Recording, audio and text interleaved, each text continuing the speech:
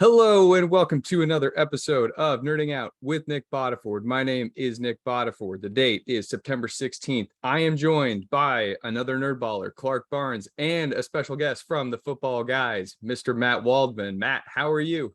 I'm doing great, guys. Thanks for having me. It's a beautiful day on Friday. I hope it is this way with you guys, where you guys are at.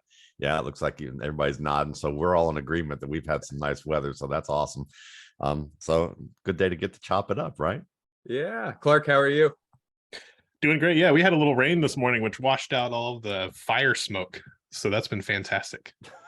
It's been rough out here. Clark and I are both in the Pacific Northwest, and we've had like air warnings where we have to shut the windows. But yeah, today is finally decent. First time in a week.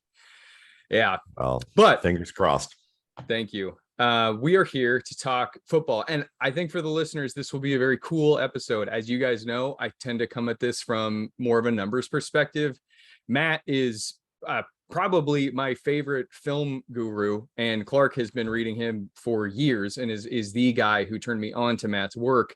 So this will be a fun sort of melding of the minds here where we have multiple perspectives attacking the sport, trying to solve questions that we're all wondering how to answer. So starting at the top of the list here with quarterbacks, Clark, you've got some questions about something going on down south. Can you start things off for us? Yeah, I mean, we had that awesome rivalry game between the Saints and Falcons that we all just assumed the Saints were just going to blow the Falcons out of the water. It turned out to be an amazing game, but we got our first look at the new Jameis Winston for 2022. Matt, did anything jump out to you as different? It was certainly a tale of two halves for Jameson.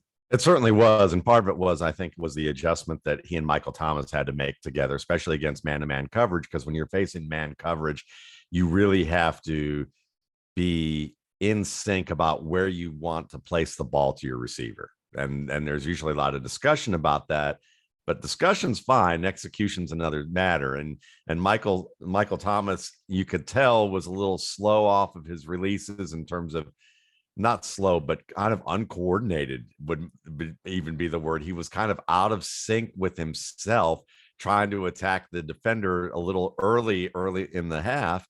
And the Saints kind of were smart. I mean, the Falcons were smart because they played a lot of press man in the first half of that game, and they were able to get pressure with their front on Jameis Winston to the point that when he was at the top half of his drops, he was getting pressured. And had a lot of pressure. What was different to me was similar to what we saw early on last year with the first iteration of the revamped Jameis Winston, which was that his footwork was cleaner. He oftentimes, when he would drop back at FSU and in Tampa Bay, took very loping long steps where it seemed like his feet were a half step behind his upper body. You'd even see his upper body kind of leaning forward as he would climb the pocket and try and make throws, and he was off balance. And what that tells you is that his mind was probably operating at a faster rate than his body could, and he hadn't really addressed how to really play so that he was in a straight up and down alignment and could keep that throwing position that he needed as a player. And when your body's not aligned with your mind as a performer, you're going to have technical lapses that result in inaccurate throws, even if it's throws that you look at and go, where the heck was he thinking about going here? He looks like he's trying to throw that through a defender. Some of that may have been just not seeing the coverage, but some of it can also just be that you weren't aligned. So he was still, even with the pressure, not making dumb decisions. He was either taking sacks or throwing the ball away or just dealing with what he could or getting the ball in the general area. And then in the second half, I think the Falcons thought, hey, listen, we've got a lead. And yeah, Michael Thomas is starting to heat up, and he started to beat AJ Terrell, and they were looking at that, and I think they got a little scared and decided to play a little more zone, at the end of that game.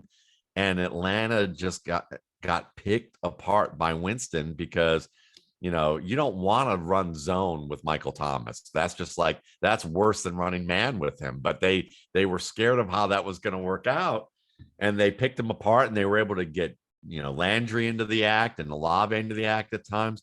And then when they did go to man on occasion in the red zone, it was over. They had heated up and it was gone. And you could see at the end of the game why Arthur Smith was so angry, because he kind of had a coach's version of a temper tantrum in the media room, where they asked him about everything, and he said, listen, you're just going to go ahead and write us off as being the 45th ranked team in the NFL anyway, so why don't you go ahead and do that, and we're going to just get ready for next week because we know we're going to be good. And what that tells me is that Dean Pease, his veteran defensive coordinator, he was probably angry with the fact that they gave up that game because they had him. So Winston, on that standpoint, I think that there's a lot of promise. They didn't get a lot of practice together, he and Thomas, and it took literally 2.5 quarters for them to figure it out against one of the ascending corners in the league in AJ Terrell. So if that's not a good sign, especially on a guy who was supposed to be on a pitch count, and Michael Thomas, what I think people need to realize, and this is kind of more narrative type of stuff, but we see a history of it. Cardale Jones, when he had his big year at Ohio State, when Michael Thomas got drafted, Cardale Jones was in the NFL, and he said, listen, this was before the draft, he said, listen, whoever gets Michael Thomas is getting that quarterback is not going to have a spare minute to himself, because he attached himself to me when I became the starter and made sure that we were on the same page with everything, like just would not leave me alone. And sure enough, when he got drafted, he literally tweeted Drew Brees and said, let's get to work. And like the first thing, and that was one of the first ones I've seen like that. So if you think for a minute that Michael Thomas, who's missed a year and a half, probably, year and a half of time, a driven individual who probably got into it with Sean, who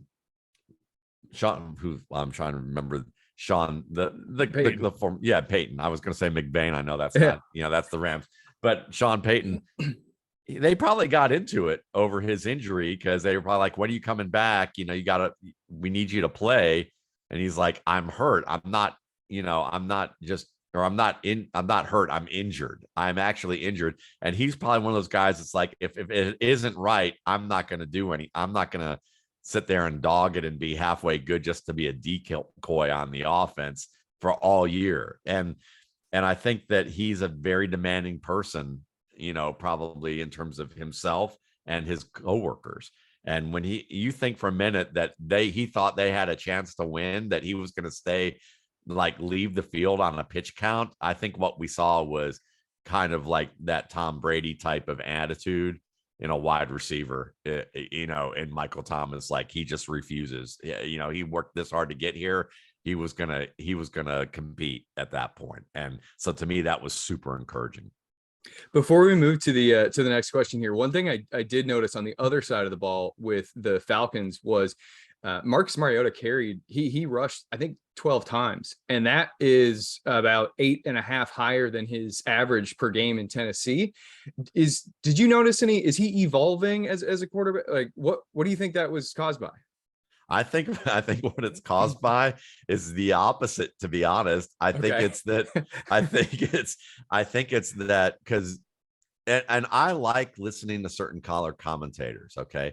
And to me, some of the best commentators who are ever that you can listen to are linebackers. Anyone who was a middle linebacker and played, whether it was Matt Millen, Chris Spielman, or even Jonathan Vilma. And Jonathan Vilma, multiple time Pro Bowl player, a fantasy favorite of mine in IDP leagues too. But anyway, Vilma comes on early, and by the second quarter, he's like, well, you can pretty much tell based on the looks of what Atlanta's doing and how New Orleans is playing their defense, that they really don't want to put the ball in Mariota's hands to be like a high-end decision maker to solve the puzzle. Not like Matt Ryan, that, where they would do that, or Russell Wilson. It was more of like, let's run more mirrored concepts where you have routes, the same type of routes on the same side. Let's roll him out to one side of the field and use as much play action as we can, and give him windows with crossing routes where he had multiple windows to take advantage of one route, as opposed to a timing route where you only have really one chance and then they got to reroute. So those things kind of tell you, the higher end, his high end pocket management. He doesn't have high end pocket management. Mm-hmm. He's mobile, he's fast, but he's not very maneuverable. And then being able to reset and process and fire. He's not a fast processor. You can almost see the wheels clicking with him. He's as my buddy Eric Stoner used to write for my site would say, he's a task-oriented quarterback, more of a baker. If you give him the recipe, he will follow it exactly if the conditions are right, and he can be great when you do that.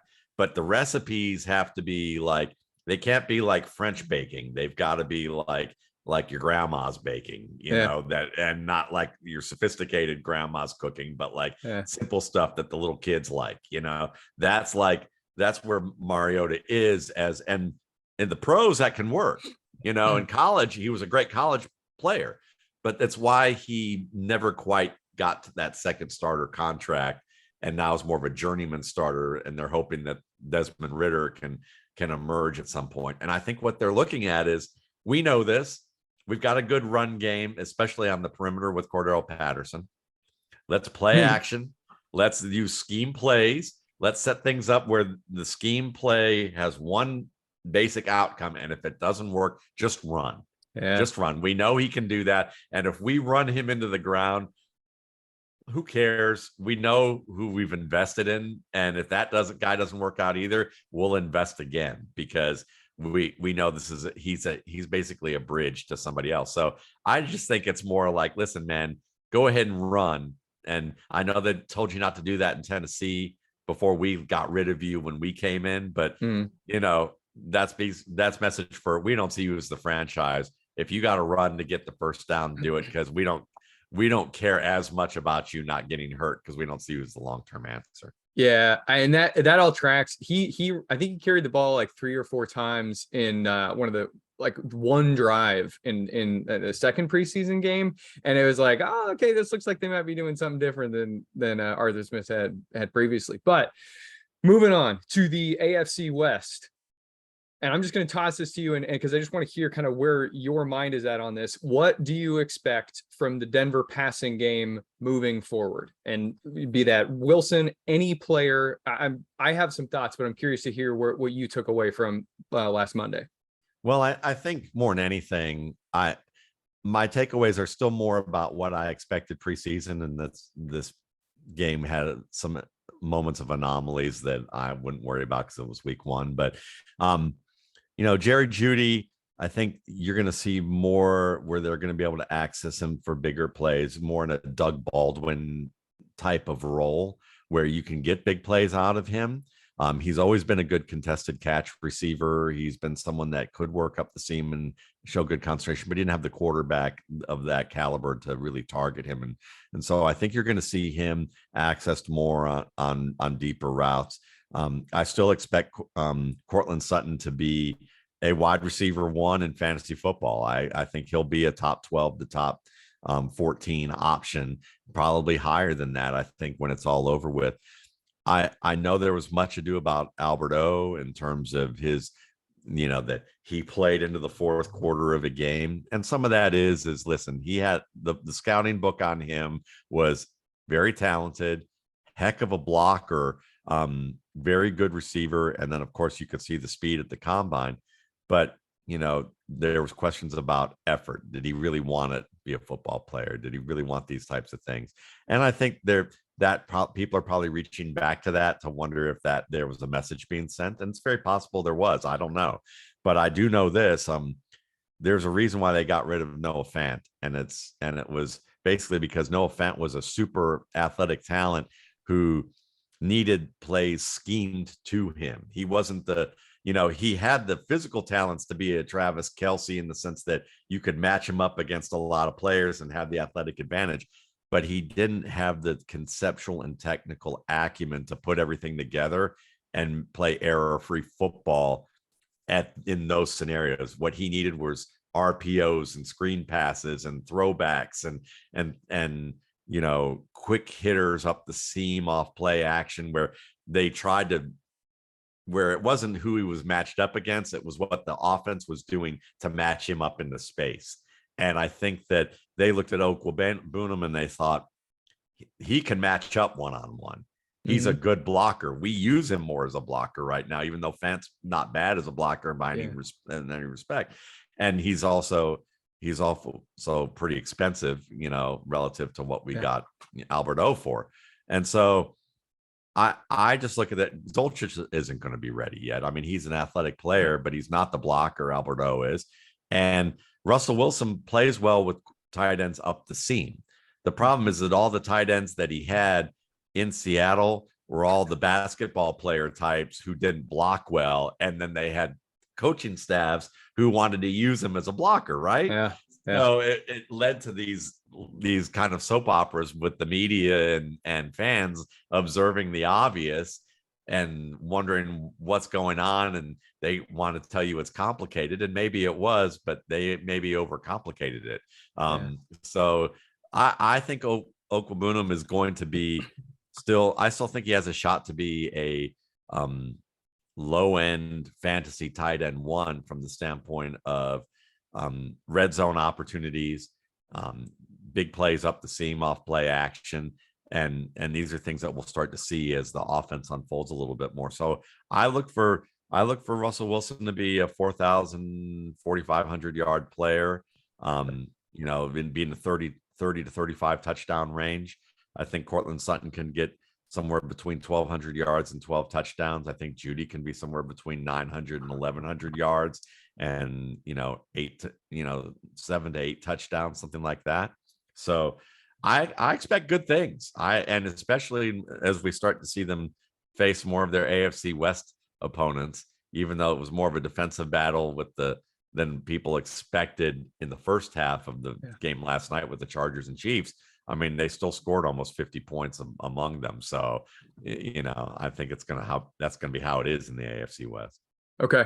One final question for you, and then we're moving to Clark and Lamar here. But did you see the bit about I forget which defender it was, but somebody called out Javonte for doing like a foot pat before screen passes, and that's what he sniffed. Did you see that? No, I didn't see that, but okay, I'll find it. I'll send it to you. But I guess he does some little pitter patter right before the snap, and so on that final drive when this screen pass got blown up, the linebacker, I think it was Cody Barton, saw it, and like he as soon as he saw the feet go, he just went, okay, I know what I'm doing. It's not that's a great observation, and it's not surprising. Those types of things happen all the time in the NFL, and young players do tip things off, whether it's quarterbacks, wide receivers. Dynami Brown's a player, also from North Carolina, but ironically, I don't think it's I think it's coincidental, but he tips off. He used to tip off routes at North Carolina by rocking off his back foot with certain types of routes where he was breaking back to the quarterback against off coverage. And I had written it in the scouting report saying that if he continues to do that and he has a significant role or earns a significant role, a cornerback's going to be smart enough to look at him and go, if they study tape and look at him and go, I'm going to bait him with off coverage. And then when I watch him rock, I know that he's running a comeback or a curl, and I'm going to jump that sucker. Okay. Yeah, that's a really cool nugget. And I think that's one of those things that the casual fan and even people who watch the sport and try to provide analysis can miss, but it all gets lumped into the coaches not trusting the rookie. After you've been in the league for 2, 3, 4 years and you realize I'm tipping when there's a screen pass, you improve and you may get some more playing time. Speaking of improvement, it's the only data point we have, so we don't want to overreact to it. But Lamar Jackson, we are a Lamar Jackson website and a Lamar Jackson podcast. We believe. And I liked what we saw from Lamar against New York. To me, it seemed that though he was being more intentional about trying to stick in the pocket and throw the ball deeper. Do you agree with that, or what do you see out of Lamar against New York this weekend? Yeah, I'm as much of a Lamar Jackson fan as probably anybody. And for me, I never saw a huge issue with him abandoning the pocket. In fact, when I scouted him, I thought he was one of the best pocket quarterbacks I've scouted in years. And guys like Russ Landy agreed with me on that when he disagreed with me about him as a prospect overall in terms of where we valued him. But the thing is he noted it too. It's like he's an anchor in the pocket when he needs to be. A good contrast between him and another player of note is actually Kyler Murray. Kyler Murray, both those guys are two of the most mobile quarterbacks in the league. But the difference is that when Kyler Murray gets blitzed or feels pressure, the first thing he tends to do is either drop his eyes, the ball goes like out like it's like a post office flag, like coming out from the box, and he makes a dynamic move, like meaning that it's a jump cut or he literally runs to the spot. You don't see Kyler Murray do what Tom Brady, Russell Wilson, or Lamar Jackson do, which is the steady keeping your feet under your shoulders, moving in a controlled fashion in a way that like maybe a boxer moves around the ring so that he's always in a position to hit or get off the ball as a quarterback. Kyler Murray, literally, he looks like the road runner. He literally zips from like one spot to the next, running to the spot and stopping, and has to keep and then bring his eyes back up. And if you're making that type of dynamic move everywhere, it's very inefficient. Lamar Jackson was always so cool in the pocket because he could take that one step or small 2 steps or hitch 3 steps and climb or slide and not be bothered by the defense until the defenders got within a hair's breadth of him. And then he had the magnificent confidence in his athletic ability to say, you could be breathing on me and I could tell you what kind of mints you had, in your pocket, before when you came to the stadium, and I'm still going to be able to get away from you and have like 2-3 yard separation on you when I let you get this close. Whereas Murray wasn't that way. He was. So the problem is that last year he had 18 players on IR by week 2. And a lot of it was major parts of his offensive line. So I think the offensive line is better. And you're seeing what Lamar did earlier in his career and at Louisville a lot, which was hang in the pocket and do what he's always been capable of. The biggest thing with Lamar as a passer that's always been the issue is high end velocity on perimeter throws, especially opposite hash throws. He has the distance arm, he looping deep throws. That's great. He can throw it with velocity in the middle of the field, but on those routes, like Deshaun Watson in a lot of ways, on those routes where you got to run the deep comeback or the deep out from the opposite side of the field, and you got to hit that against tight man coverage, he's not throwing line drives. There's too much air under the ball because he just doesn't have that caliber of arm strength. So as a result of that, that's the issue. That's kind of the final frontier for him. Can he gain enough arm to do it? And I don't think the Ravens think he can. I don't think they're trying to. They've built their offense around him in another way. And how they've compensated for that was, you may not be able to stretch the field horizontally with high velocity passes, but you can stretch it vertically and horizontally with the deep ball. You can also use your great running ability, and we can set up perimeter runs for you where you're getting us 8, 10, 12 yard chunks without even getting touched. And that's the other thing. People are always like, he's going to get hurt and he's got to take care of and I'm like, I don't know what they're watching. I watch this dude every week. And it's like, I watch him and it seems like there's like one run a game where maybe he has to like make that deal with contact, but most of the time he's scurrying out of bounds untouched for like 7 to 12 yards a chunk when it's working right. And even when it's not, he's scurrying out of bounds for a 1 or 2 yard gain untouched. So I don't know what they're talking about. It's just more angst than it is reality. He's definitely a unique passer in quarterback in this league. He's a good passer, not a great one. He's a great pocket player and a great runner, with good passing and great leadership. And so he needed an offense tailored to him, and the Ravens looked at him, saw him for what he was, and said, we can get something out of this guy and he could be good. And so, yeah, you're going to hear talk about, well, he's going to get in the playoffs and it's never going to work out for him. Well, that's fine. But Matthew Stafford was a terrific young quarterback prospect who had everything everybody would want from a quarterback on paper. And he didn't have surrounding talent. And they could say he couldn't take them to the playoffs, and he won a Super Bowl last year. So, what do you want? It's convenience in terms of people's arguments without thinking on the broad picture. Yep, I agree. On the point about Kyler and his sort of movements, Danny Kelly once compared his visual appearance as he's rushing as a toddler moving quickly, and not due to size, but just the way his head will kind of as he takes off, his feet get out in front of his body, and then it takes a second for the head to catch back up. Anyway, he's fun to watch, but he moves uniquely in that regard.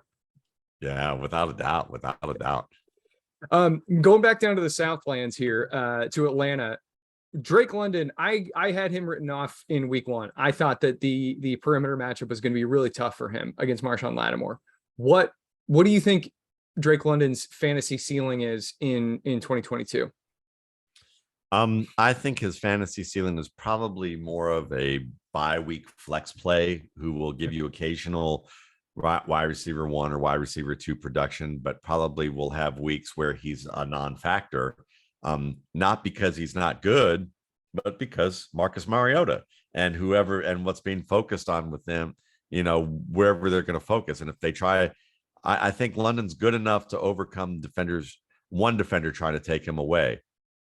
But if they start to roll over coverage in his direction and they feel like, we'd rather deal with Kyle Pitts in the middle of the field and double up Drake London outside, or whoever's on the outside. That's what it might be. It's like, we want to take away the outside and let them try and win in the middle of the field. And whoever that is, whether it's London or Pitts, will benefit. So it'll be up and down and back and forth with that, because, if you win on the outside in the vertical game, you get big plays. At least there's 2 or 3 other defenders in the area to try and take care of you if you get open in the middle. So I think that's kind of where it's dictated. Good young player.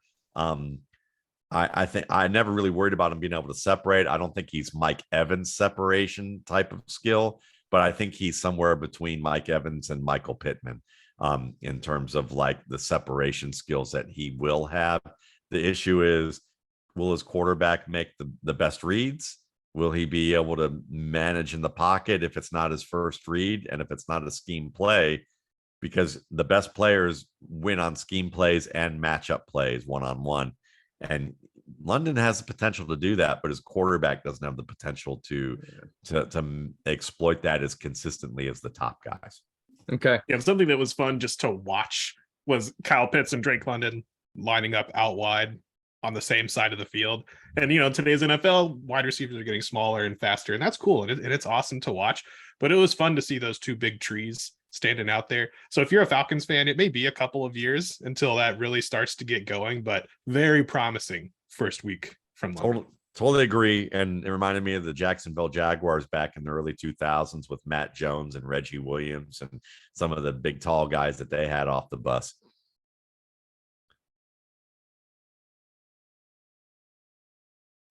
8:00, bring us to so we covered the young guy. Now we got the old man who had a little bit of a tough week in week 1.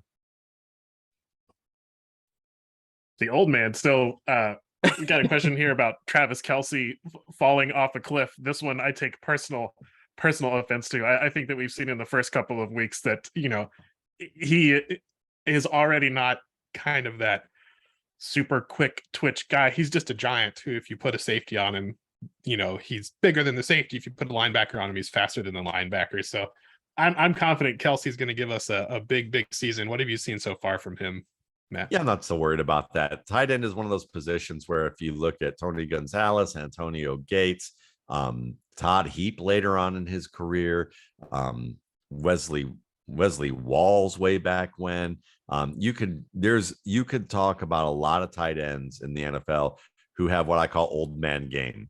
And the old man game to me is like that basketball. You play basketball at the, at a rec center or out in a playground, and there's some dude my age out there playing with like 20-year-olds, and he's got the knee sleeve on and the elbow sleeve on, and he's like 30 or 40 pounds overweight, and he's sweating up a storm, and he's got shoes from like 1998, and he's just he anytime the ball's in his hands, he either knows when to get the ball, when to pass the ball, and he has an unstoppable shot because he has old man game. And that's because technically he's just so skilled at what he does. Tony Gonzalez was that way. At the end of his career, he couldn't play like he used to, but he was quick. He understood zones. Man-to-man linebackers couldn't cover him on underneath routes, and he'd just get open all day against them. And he was still good in the red zone because it was the short area of the field. Travis Kelce's beginning to enter that phase, and he's not quite there yet. So he's maybe in that in-between stage where people are starting to notice that the quickness might not be quite as good there, but he knows how to snap off a route. He knows how to get open. He's still strong. He's still going to beast on people on that way. He's still technically sound with all these things. And he has a quarterback like no other in terms of who can place the ball in tight windows from odd angles in the way that, stop makes a throw to a first baseman after, making those types of, fields of grounders on the move, And so I think as long as he doesn't have a catastrophic injury to a body part that will completely keep him off the field, he has at least another 2 to 3 years if he wants them. Yeah, I like that. And I think getting to the guy Nick wanted to talk about here. So Allen Robinson had a huge down week 1. I don't think that he's forgotten how to play football. I think this is more credit to the Bills' new pass rush and Whitworth no longer being with the Rams. But kind of leading the witness here, Matt. Did anything from Allen Robinson make you feel horrible or great in his week 1 non-performance? No, the only thing that it does give me pause, and only because Gary Noteboom, the left tackle, looked like someone who got completely intimidated by having to face a future Hall of Famer and Von Miller. And he did hurt his knee. He got banged up.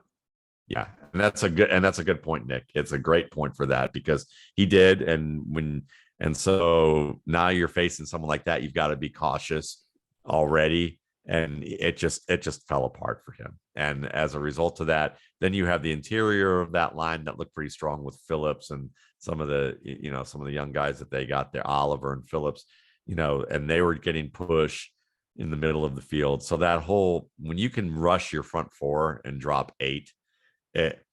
Then what ends up happening is, well, who you want to beat you? Do you want Allen Robinson with the speed to the outside, winning on the outside, one-on-one to beat you? Or are you going to play zone and funnel things over the middle and let Cooper Kupp pick you apart and hope that you can stop Kupp or hope that Matthew Stafford can't win with like 10 play drives? And I think that's essentially what happened. And Stafford has more familiarity with them. And when it came to certain types of coverage looks, certain plays in theory would have gone to Robinson, but this is the difference between theory and practice, where, the quarterback goes, yeah, in theory, you would teach it that you would go to maybe on this concept, you'd go to the high receiver and Robinson. But in practice, I know that Cooper Kupp's going to be open here. I've worked with him enough to know where the ball needs to go. And I know that it's going to get me I'm going to get to him quicker in my progression because I don't have time to wait for Robinson to break open on the depth of the route he's running. I do have maybe enough time to get it to Cooper Kupp on a shallower route with Von Miller on my heels.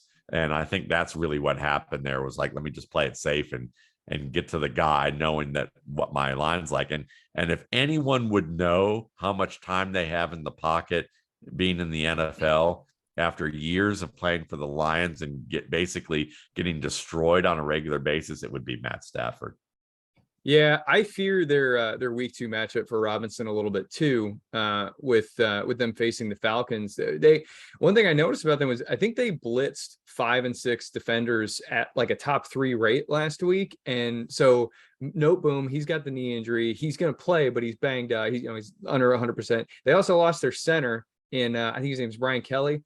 Yes. He's out like 2 to 4 weeks. So it's just Grady Jarrett. He's finally got some assistance just through scheming, and could be kind I'm of a with Cooper you. Kupp week. Yeah, It's kind of dicey. It's a dicey scenario. I mean, like I really loved Robinson until then I saw the unveiling of that line play, and it was scary. But you're right. After watching Atlanta against New Orleans and what they did to dominate the first 3 quarters of that game, it could be another bad week for him. And should we be panicking? I don't think so yet, but I would say if you are good at trading, if that's your skill as a GM, then I would say you might want to wait for his first good game and see if you can recoup some value off of him from that, because it may be a little more up and down. But really, I tend to be more of the patient approach guy and do the waiver wire and see if I can get decent talent to fill in until the guy gets it together. So we'll see. Okay. Moving on up north, we've got Aaron Rodgers and his, strange cast of wide receivers here. How long or how can Romeo Dubs, however one says it, and Christian Watson, how can they gain his trust? Is that possible this year? It's possible, but it's going to require a meeting of both from both sides, because that trust comes from being able to read the coverage the same way the quarterback expects. And Aaron Rodgers is one of probably a handful of the top quarterbacks at being able to do the things he does adjustments wise, playing in the league as long as he has. So asking them to read the field on commensurate to the level of a near 20-year veteran, or however long it's been now at this point for him, is just not fair. It took Devontae Adams 3 years, he said, to get on the same page in Green Bay. And he gave an interview this summer about that, saying that physically the game didn't bother me, and facing coverage didn't bother me one-on-one. It was learning how to work in terms of learning how to prepare and what to scout for on tape and how to watch film for the NFL, and understanding how to read coverages to be on the same page with my quarterback. And so if it took him 3 years, the odds are less likely. And if Aaron Rodgers wants to win, which we know he does, he's going to have to understand that maybe he's going to have to, he can't expect as much from them. And if they don't have anybody else who's going to step in to do it, that he may have to make some concessions. And that's where this is going to be interesting to see how they do that. I think Dubs is closer right now because he has more familiarity. And he's doing well, and he's doing well on schemed plays. They had some end arounds. They had some plays where, he's running through zone, but he didn't have to do much reading of it. He's working across the field, as opposed to running a vertical route and then breaking across, and determining which type of break he was going to have. So I think that Dubs will probably be a little bit easier, but at the same time, Christian Watson whipped Patrick Peterson on his very first rep, and then had the story that he'll tell when he's gone from the game about how I whipped Patrick Peterson on my first rep and dropped the ball. So the talent's there with him, but the lack of familiarity with and rapport that any chance to establish it with Rodgers has been minimal. So I think the thing in his favor is that he played in a West Coast scheme. He didn't have to read coverages to the level of sophistication and against the, Northern Iowas and the South Dakota States, that he would have to read against the Minnesota Vikings and the Chicago Bears. But I wouldn't be surprised if one of those guys emerges.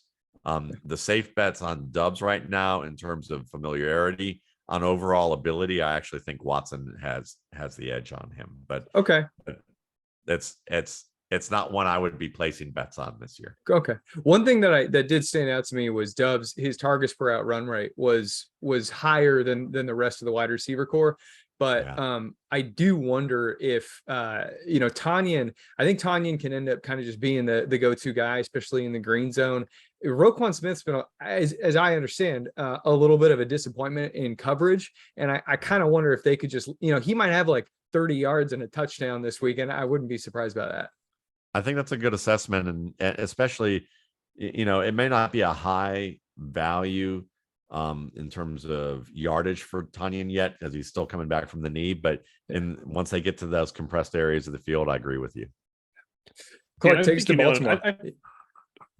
I was one quick note here. I think these guys are new, and so it's really hard to ask a new employee to come into an organization and have all of the history and knowledge that was lost when your star employee left, and that's in anything NFL or whatever. So I think if you have the roster space and if you're patient, just wait on these guys.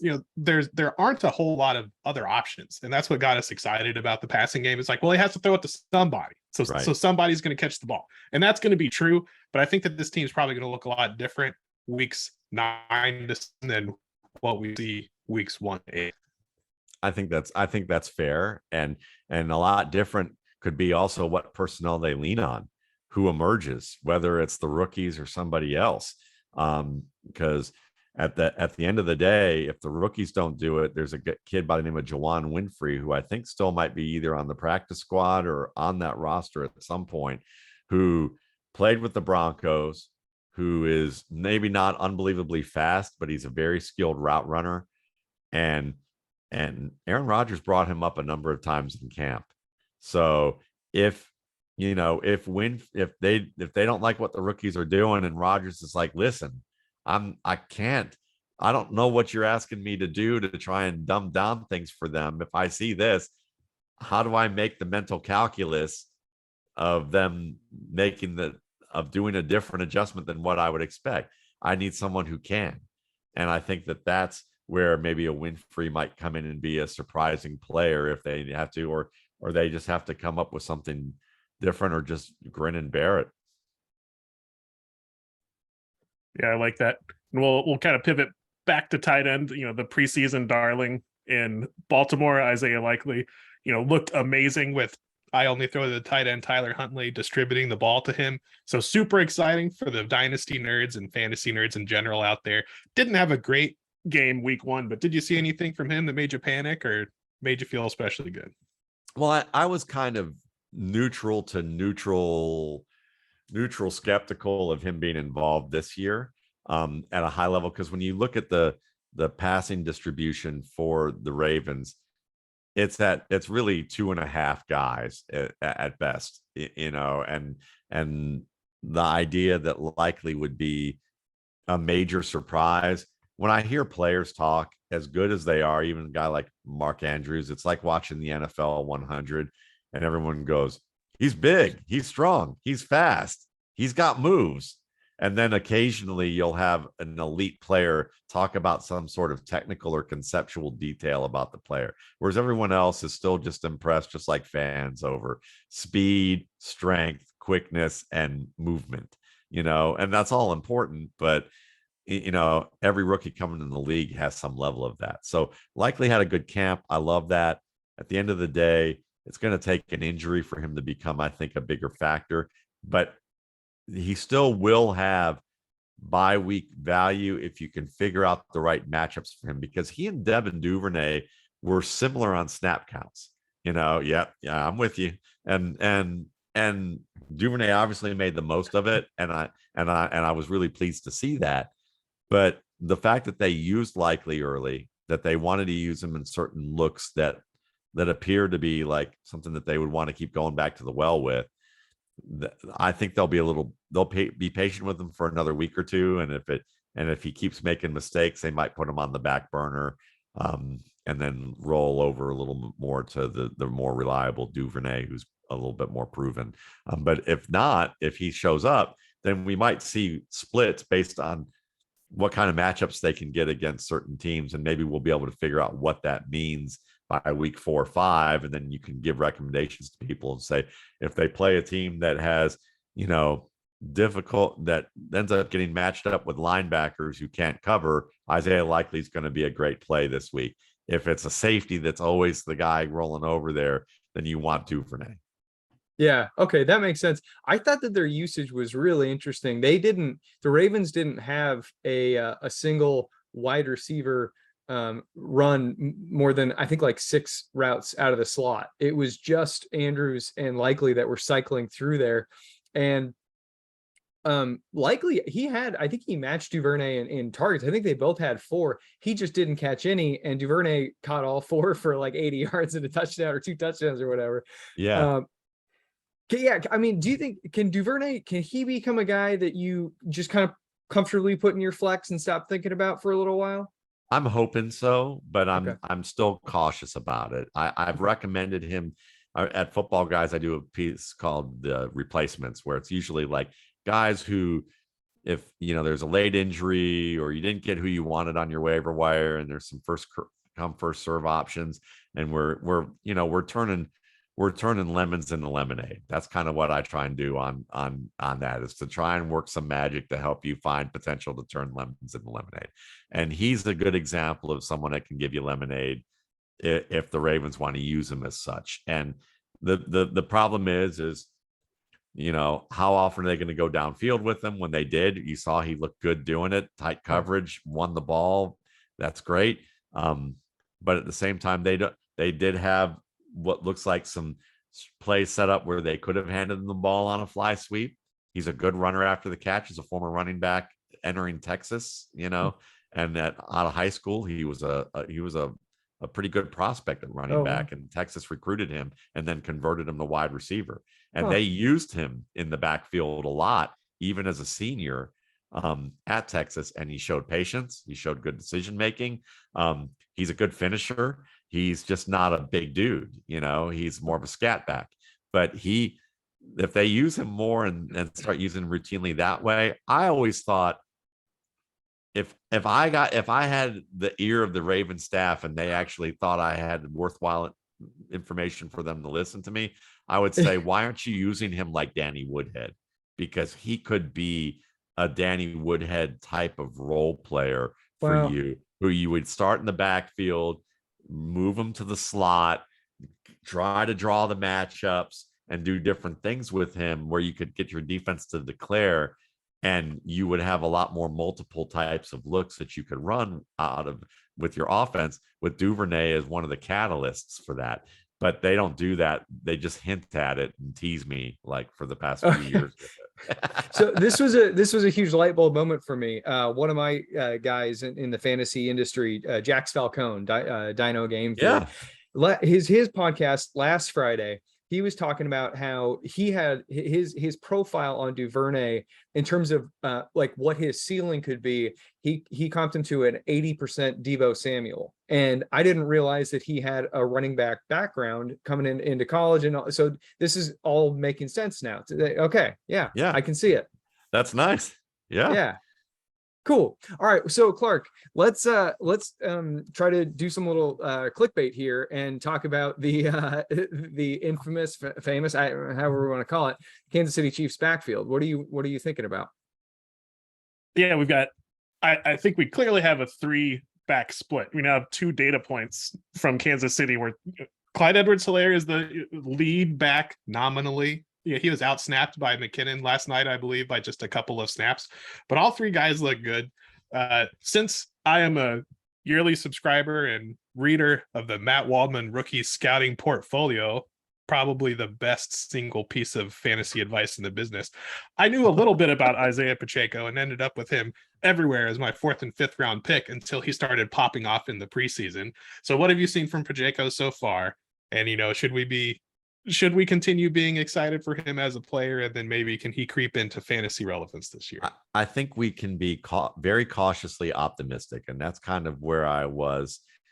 To begin the year, I was like, the idea of him going into the 12th round in July, I thought was crazy, and I was like, don't do that. Just if you miss on him, don't do that.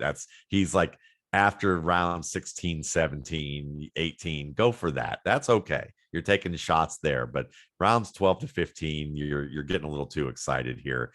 And yes, he can catch, he can track the ball, he's fast, but he's a gap runner running, counter and power and toss on a team that did run its share of zone plays earlier on.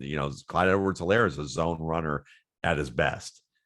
His ability to really manipulate defenders into blockers, and he doesn't have great speed. He's not a highly explosive runner. He's not a great tackle breaker unless he's a bully in space. He's not a good pass protector, but he can catch. He has great decision-making skill, and he's inventive. But here's the thing. I was just talking with Dwayne McFarland this afternoon or this morning, because we were just kind of comparing notes, and we both agreed, like, I don't know why people are saying this backfield is not a committee and it's Clyde Edwards-Helaire, because we literally it's still up for debate. And my side of the argument has always been this, is that Andy Reid has always been open-minded to low draft capital running backs, whether it's Spencer Ware, Darrell Williams, Charkandrick West. There's a number of guys we could, Pacheco, afterthoughts like Nile Davis and McKinnon, Damian Williams. And what he does is, if he doesn't have the guy, like a LaShawn McCoy in his prime, a Jamal Charles in his prime, he will. And even you go back to Kareem Hunt when they drafted him, Spencer Ware was coming off a big year, and Spencer Ware won that job because A, he was a better pass protector. B, before that, he started a committee with West and Davis, and bit by bit, he incrementally gives the guy who performs the best more carries.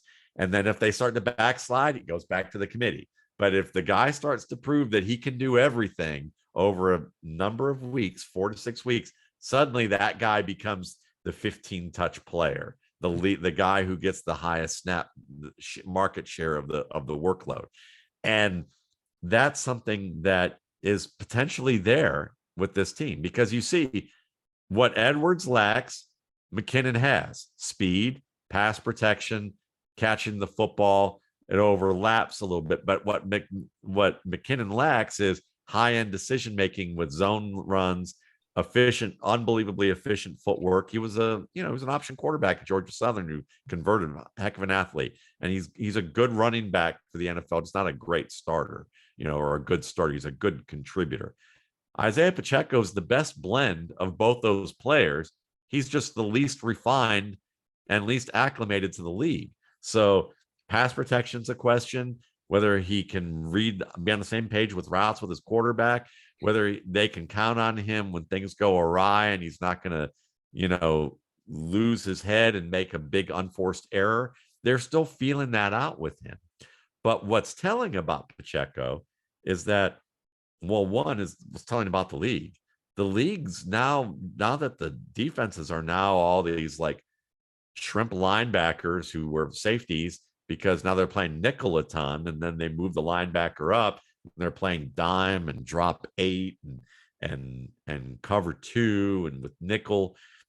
Well, in the past, when they were playing 3-4 or 4-3, an occasional nickel, if you said we're going to run gap plays, every coach would say, well, you better have a great offensive line that can out athlete these big, strong defenders and be just as quick as them and be stronger than them.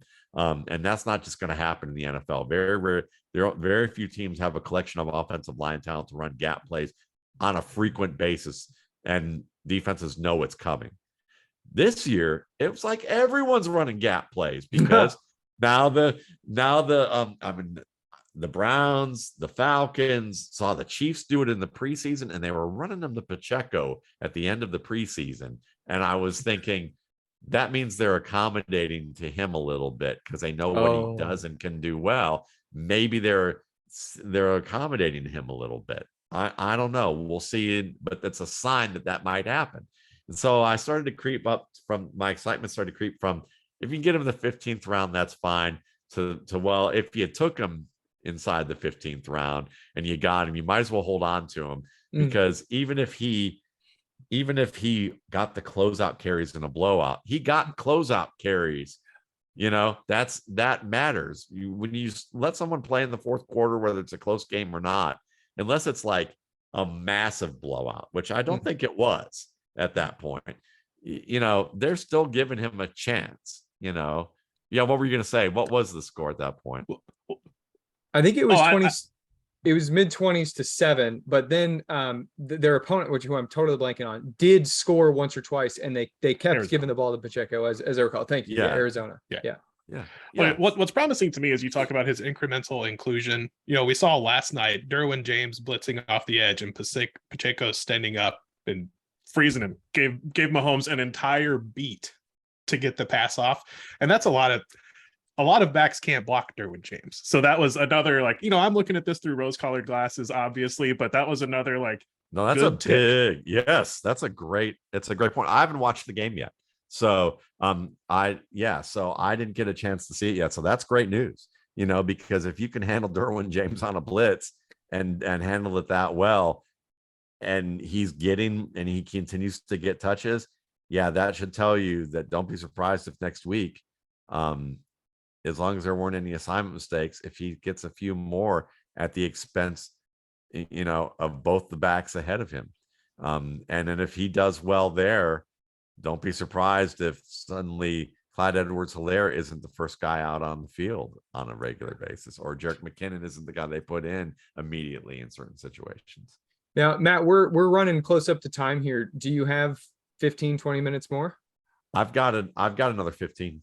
Okay, awesome. All right, then we'll kick things into high gear here. We very briefly discussed this in the DMs the other day, but James Cook, basically, in the history of the NFL, or maybe more specifically Sean McDermott, if we have that, what does it take for a rookie who fumbles right away to re-earn the trust of the coaching staff? I didn't really recall McDermott being the type of guy that was going to put someone on the bench forever. It would have to come down to whether he's fumbled a lot in practice, and I don't remember reading anything about that. So I would be surprised if we don't see him get more touches next week. Okay, Clark, this is the one we want to talk about the most. So bring it on. Yeah, talk about clickbait. So the San Francisco backfield is yet again going to be a leading topic for the fantasy nerds out there. Elijah Mitchell's going to be out for a few weeks. Matt, any thoughts? Don't ask me because literally when I love Trey Sermon coming out, and he was my number one back in the class last year, and in terms of pre-draft, and in pre-draft in the rookie scouting portfolio, I wrote that in terms of fit, his worst possible fit would be San Francisco, mainly because he's more of an inside runner. He's not known for his burst, but also because Kyle Shanahan's kind of inscrutable in terms of where he arrives at the decisions that he makes with personnel sometimes. And I'll tell a story about this, and you'll have to hear me out because it's interesting on that level. But I'll say this, that, obviously I changed my tune after the draft, thinking they traded up for him. John Lynch wanted him. The fact that Shanahan had wanted Tevin Coleman, who was a simplistic runner, who really wasn't as good at outside zone as what people would say, because he played in an outside zone system, but it took him a couple years to get better in Atlanta with it. And they rolled with Devonta Freeman more often and used and leaned on him based on the strengths of the team. I thought maybe that Shanahan was in on this pick and going, we need an inside presence too. We need a Devonta Freeman type. And so I was excited. I thought, okay, I could be excited about this. And nope, they went with the guy. It was like, don't think meat, just give it the gas, go as fast, don't worry about making high-end decisions of reading things. We're going to open big creases for you. And if it's not there, just hit it hard. And Mitchell could do that. Trey Sermon couldn't turn that off in his head. He couldn't turn off trying to make cutbacks on plays that he was used to doing at Oklahoma and at Ohio State, where you do that more often inside. So you look at this backfield with Wilson, Tyrion Davis-Price, and Jordan Mason, and it's like Davis-Price has a little bit more of this. Yeah, has a little bit more of the subtlety of Trey Sermon, but he has more high-end speed. though it may take him, and he's a tackle breaker. On paper, he seems like he'd be the best choice as the guy who has the most upside to take over. The guy, obviously, Wilson's the incumbent. They trust him. They know what he can do. They make big holes. So to me, if he's the guy you just continue to roll with. Mason's the wild card because I had him rated in the RSP as the second best. If you're looking at someone just to be a pure gap runner, while he was rated like outside my top 30 backs, he was rated second to Hassan Haskins as the guy who would be the most gap friendly runner on the board because he's decisive, he's fast, he's powerful, he can catch too. As we saw. So Mason could be a wild card in this, but it's all about who doesn't piss off Kyle Shanahan. Because, and this is the, if you want a clickbait answer, I'm going to give you a clickbait answer here, kind of. We need to go back and Kyle Shanahan's a brilliant offensive mind. His dad, Mike Shanahan, was a brilliant offensive mind, maybe a Hall of Fame caliber offensive mind as a coach. Kyle grew up with his dad, watching his dad coach, being in the inner workings of seeing his dad coach, learning the zone run game between whether with his coach or with his coach, the guy he mentored, Gary Kubiak. He learned a lot about the outside zone game. Mike Shanahan's offensive running backs were always inscrutable after Terrell Davis got hurt, or they had Mike Anderson. But after that, it was like, was it Mike Bell? Was it going to be the kid from USF? And there was like all these different guys. And then he went to Washington. And this is where the tie comes in. They had Robert Griffin Jr. And Robert Griffin Jr. had that great first year.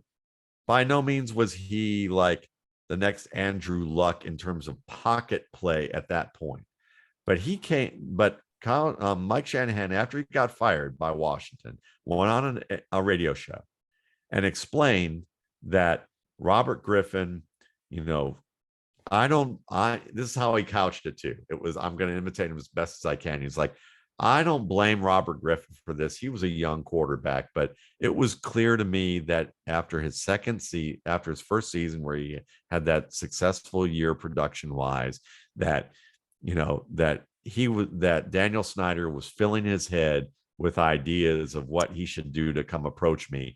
And he met with Robert to tip him off to approach me and ask for me to be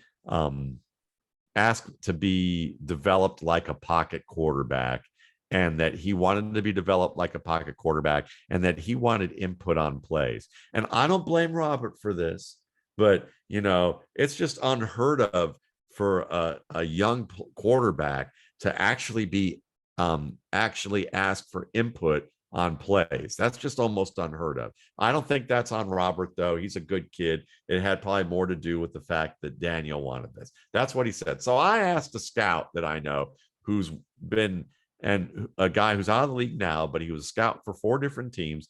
He did analytics directly for GMs. GMs hired him, had a direct line for GMs for literally almost all but 3 or 4 teams in the league. He had NDAs with there were scouts I knew who thought he was a coach on one team or that he was a scout for another team. It was a weird scenario. Okay. But he's shared a lot of things with me over the years. But one of the things he said, I asked him, I said, I read this interview, I relayed what was said. Is this true? And he goes, no. He's like, almost, I would say 60 to 70% of the young quarterbacks in the league get to have input with their coach. And then I remember the story that I heard from, I think it was Ted Sundquist, the former GM of the Broncos, about how when Jake Plummer took the Broncos to the championship game and had that locker room loved him. And he threw those interceptions against the Patriots and they lost the game, and largely in part due to his unforced errors. That Kyle Shanahan knew that he didn't want him anymore, but he couldn't get rid of him because the locker room he had the locker room. So instead, they talked about who they were going to draft. He wanted Matt Leinart. The coach wanted Jay Cutler. They agreed that the coaches and the GM and the scouts wanted Jay Cutler. And Shanahan agreed that if they couldn't get Leinart, that he was okay with Cutler. So they got Cutler.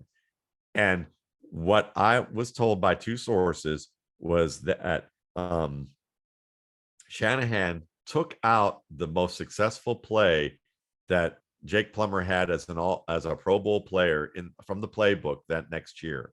And it was that sprint rollout pass that they throw deep that he would hit Ashley Lelie on routinely. He took it out of the playbook, and they did not run that play once. Now, I didn't go back to check that, but that's what I was told. And then that he kind of sabotaged him.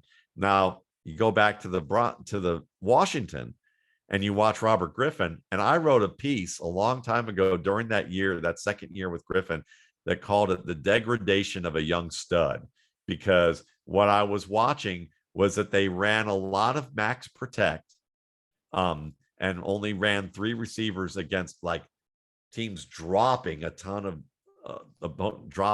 coverage, and Robert had nobody to throw to. And it wasn't like he was a great reader of defenses at that time.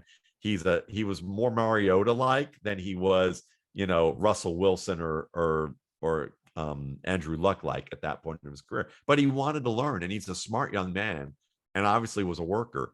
And he just got the mess kicked out of him, and he didn't have anywhere to go. And so my theory is that Kyle Shanahan, the apple doesn't fall far from the tree. Kyle Shanahan observed his dad work. He observed that when his dad didn't get what he wanted, he figured out a way to manipulate it to happen.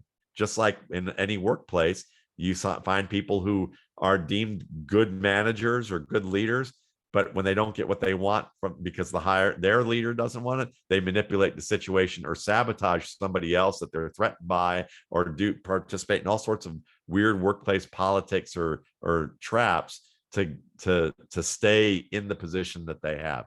And I think there was a little bit of that, as great as Mike Shanahan was, that there may be a little bit of that to his game.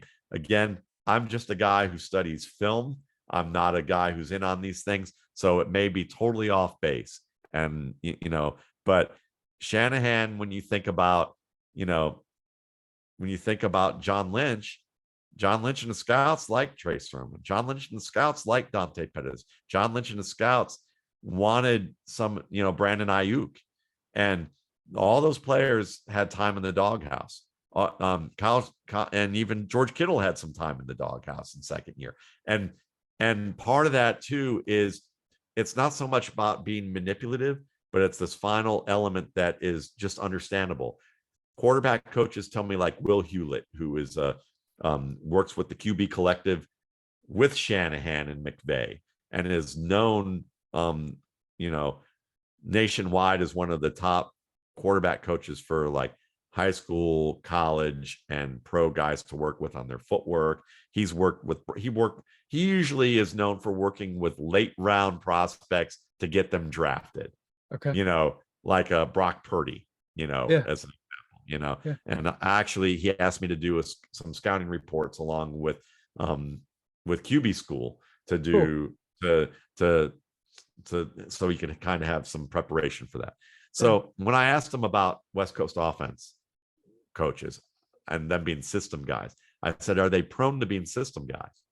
And he said, yes. And to the point where quarterbacks can sometimes complain about them to the point that they lead so much with the system that they prefer, that they almost feel like that the quarterback is just an extension of their video game control. Yeah. And then the other thing is that I asked my buddy Jay Moyer, who used to write for me, who's over at Fantasy Astronauts, who's a longtime high school offensive coach in the run game, and I said, we had that conversation as well, and he said, listen, he goes, West Coast guys are so system oriented that they sometimes can err on the deal of like, listen, I know that I've got a really talented athlete who does certain things well within us. If we tweak the system, we could really exploit that, and he could be a game-changing player. But because the system's more important than the player, I would rather get an aging Mohamed Sanu who may not be able to change games, but he'll do everything I ask him to do exactly how he needs to do it. And maybe he might even help teach the other guy. So I would actually rather start or give more snaps to a guy who I can lean on to perform my system over a guy that everybody in the locker room looks at and goes, he could be a game-changing player. And you know, it was Shannon himself who said Dante Pettis could be one of the best wide receivers in the league and said it during the time he was in the doghouse, you know, but he has to learn what I need him to do and what we expect. And when he couldn't do it, they got rid of him and I think that's part of it, is that he looked at, you know, Russ Landy said the same thing about Sermon. He said Shanahan probably looked at him and said, I don't understand. He's a smart running back. We're asking him to do less. If he just turns this off, he could be great in our system. He breaks a lot of tackles. He's quick enough. He's got great movement. He's got good vision. What's going on? It's because instinctive players, in the sense of it's learned instincts. It's not like instincts on the level that people think. It's playing to the level of instinct, and you've had to rehearse and rehearse and rehearse until it's down. Well, if you tell them not to do that, you know, anymore, and just turn it off, it's hard for some guys to do. And that's what happened with Sermon. And that's why when you look at this backfield, the answer is, I have no idea. The best thing you can say is Jeff Wilson is the least physically impressive of the three, but he's the one who understands the system and does it the right way. And therefore he's the incumbent, and it's his job to lose. So we're gonna let you go here. One final question, and you can give a one-word answer. Does Trey Lance, is he the starter for the rest of the year? Yes. Okay. Yes. I appreciate your time, Matt. I will speak for both Clark and myself, but I do want Clark to chime in here. You kind of had me speechless by the end of that. That was probably the best story that I've ever heard on this podcast. So I thank you so much for giving me your time. Everybody needs to go follow Matt. If you're not following Matt on Twitter already, can you tell the fine people where they can find you, Matt? Sure. You can find me at Twitter at Matt Waldman, just like it's spelled on this video. You can find me at YouTube. I have a YouTube channel that's been around for over a decade called Matt Waldman's RSP Film Room. And of course, my site, www.mattwaldmanrsp.com. And I have a TikTok. I've been doing TikTok too, Matt Waldman RSP. Nice. And if you want to learn more about how to watch the game and how to evaluate players just outside of reading the box score, I didn't grow up playing football. I had half of a practice in 6th grade, and they were going to make me an offensive lineman. I said, no, thanks. But by watching Matt's YouTube channel and reading his work at Football Guys and Rookie Scouting Portfolio, his website, it really evolves your understanding of the game. So highly recommend, if somehow you follow us and not Matt, you have got to go check out what he's doing. I really appreciate that, fellas. And thanks so much for having me on. This was a blast. Great questions and fun discussion. Yeah. Awesome. Yeah, Thank you. that's it. That's the show, y'all. Thank you so much, Matt. Hope to talk to you again soon. All right. Take care, guys.